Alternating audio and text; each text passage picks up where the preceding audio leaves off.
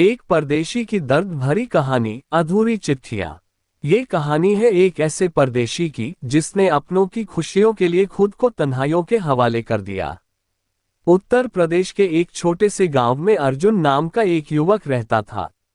घर में बूढ़े माता पिता, छोटी बहन और एक छोटा भाई था। पिता खेतों में मजदूरी करते करते थक चुके थे और माँ की आंखों में हमेशा चिंता झलकती थी। घर की हालत ऐसी थी कि कभी कभी 2 वक्त की रोटी भी मुश्किल से मिलती।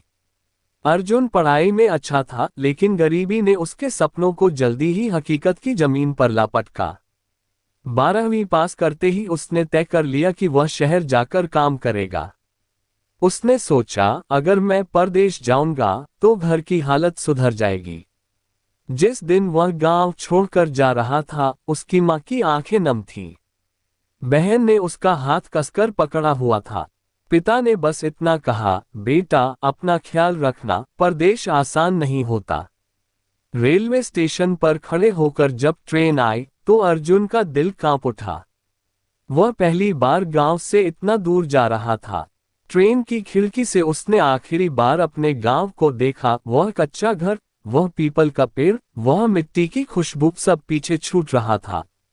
शहर की सच्चाई। शहर पहुंचते ही अर्जुन को समझ आ गया कि परदेश सिर्फ पैसे कमाने की जगह नहीं, बल्कि सपनों की परीक्षा लेने की जगह है।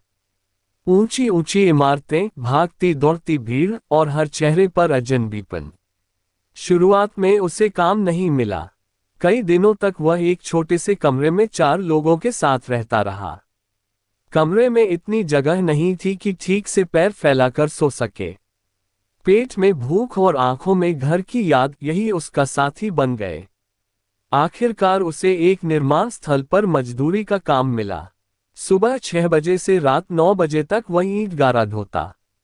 हाथों में छाले पड़ गए, शरीर टूट जाता, लेकिन जब महीने के अंत में उसने पहली बार पैसे कमाए और घर भेजे तो उसके चेहरे पर हल्की सी मुस्कान आई। माँ की चिट्ठी आई, बेटा तेरे भेजे पैसों से घर की छत ठीक करवा दी है। बहन की फीस भी भर दी। भगवान तुझे खुश रखे। उस चिट्ठी को पढ़कर अर्जुन की आंखें भर आईं। उसे लगा उसकी मेहनत रंग ला रही है। तन्हाई का बोझ। परदेश में भीड़ तो बहुत थी, पर अपना कोई नहीं। त्योहार आते तो दिल और भारी हो जाता। दीपावली की रात जब शहर रोशनी से जगमगा रहा था, अर्जुन अपने कमरे में अकेला बैठा था। उसने फोन पर घर की आवाजें सुनी, पटाखों की आवाज, माँ की हंसी, बहन की खिलखिलाहट। फोन करते ही कमरे में सन्नाटा छा गया। अर्जुन ने दीवार से सिर टिका लिया। उसकी आंखों से आंसू चुपचाप बहने लगे। धीरे धीरे उसे समझ आने लगा कि परदेश की कमाई सिर्फ पैसों की नहीं, बल्कि अपनों से दूर रहने की कीमत भी है। एक और परीक्षा। एक दिन काम करते समय अर्जुन फिसल गया और उसके पैर में गहरी चोट लग गई। ठेकेदार ने इलाज तो करवाया, लेकिन कुछ दिनों बाद काम से निकाल दिया। अब उसके पास न काम था न पैसे। वह सोच रहा था, क्या अब घर लौट जाऊं? लेकिन फिर उसे पिता का झुका हुआ सिर याद आया, माँ की उम्मीदें याद आईं। उसने हार नहीं मानी। धीरे धीरे ठीक होकर उसने एक छोटे होटल में बर्तन धोने का काम पकड़ लिया। तनख्वाह कम थी, लेकिन इरादा मजबूत था। अधूरी चिट्ठियां। अर्जुन हर हफ्ते घर चिट्ठी लिखता, लेकिन कई बातें वह कभी नहीं लिख पाता था। कि उससे कितनी तन्हाई सताती है, कि कभी कभी भूखे पेट सोना पड़ता है, कि शहर में लोग सिर्फ काम से मतलब रखते हैं। वह सिर्फ इतना लिखता, मैं ठीक हूं, आप लोग चिंता मत करना। असल में वह खुद को दिलासा देता था। सबसे बड़ा झटका। एक बरसात की रात उसे खबर मिली कि उसके पिता की तबीयत बहुत खराब है। वह तुरंत गांव पहुंचा, लेकिन तब तक बहुत देर हो चुकी थी। पिता उसे अंतिम बार देख नहीं पाए। चिता की आग के सामने खड़ा अर्जुन फूट फूट कर रो पड़ा। उसे लगा उसने बहुत कुछ खो दिया। वह सोचता रहा, काश मैं पास होता। उस दिन उसे समझ आया कि परदेश की कमाई हर दर्द का इलाज नहीं होती।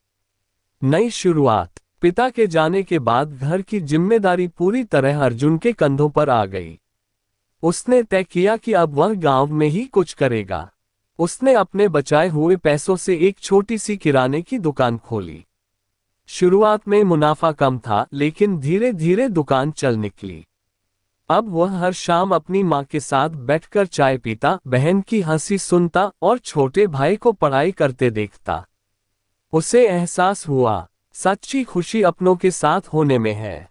कहानी का संदेश। अर्जुन की कहानी हर उस परदेशी की कहानी है जो अपने परिवार के लिए सपनों की कीमत चुकाता है।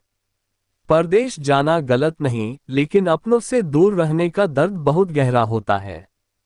हर वह बेटा जो शहरों में मेहनत करता है, हर वह पिता जो घर से दूर पसीना बहाता है, उनके दिल में भी एक अधूरी चिट्ठी होती है। अगर आपको ये कहानी पसंद आई हो तो इसे अपने दोस्तों के साथ जरूर शेयर करें। ऐसी ही भावनात्मक और प्रेरणादायक कहानियों के लिए हमारे चैनल को सब्सक्राइब करें, क्योंकि हर परदेशी की आंखों में एक सपना होता है और दिल में घर की याद।